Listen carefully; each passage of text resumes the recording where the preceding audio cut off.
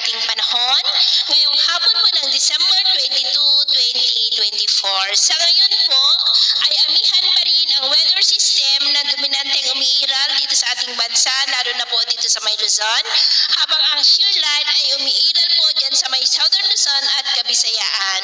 At sa kanluran po ng ating bansa ay may dalawang low pressure area at ang isa dyan ay nagbabanta na maging bagyo,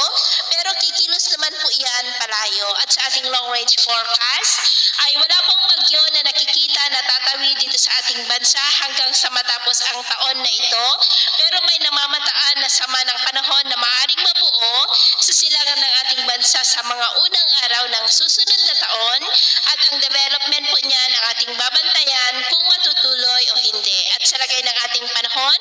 ngayong hapon ay maulap ang kalangitan with isolated rains sa may Southern Luzon, Visayas, Mindanao at ilang bahagi ng Cordillera at Cagayan Valley. At mamayang gabi, posible pa rin ang ma-isolated rains lalo na sa may Visayas, ilang bahagi ng Southern Luzon, Mindanao at ilang bahagi ng Northern Luzon, kaya mag-ingat pa rin po tayo sa banta ng mga pagbaha at pagguho ng lupa. At sa atin naman pong mga baybayin, iwasan na muna natin ang papalaot sa kanlurang baybayin ng Luzon, silangang baybayin ng Luzon at Visayas, maging sa seaboard ng Batanes, Babuyan Island seaboard at northern seaboard ng Cagayan, dahil ang mga alon dyan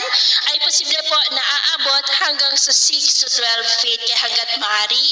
ay iwasan na muna natin ang papalaot dyan sa mga may kulay pula para po mas makaiwas sa mga sakunang pangkaragatan.